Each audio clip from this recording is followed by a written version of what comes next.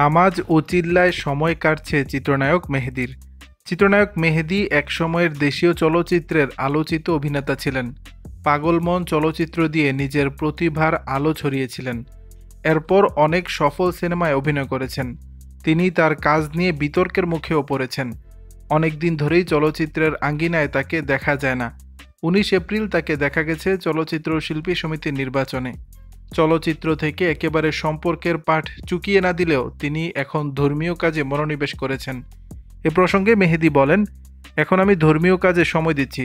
নিয়মিত জামাত চিল্লায় যেতে হচ্ছে। যেহেতু মানুষ হয়ে জন্মেছি তাই ধর্মকর্ম তো করতেই হবে। আমি মুসলিম, তাই আমাকে নিয়মিত নামাজ রোজা করতে হবে। এখন সেটা খুব মনোযোগের সঙ্গে করতে হচ্ছে। চলচ্চিত্র থেকে একেবারে বিচ্ছিন্ন হননি তিনি।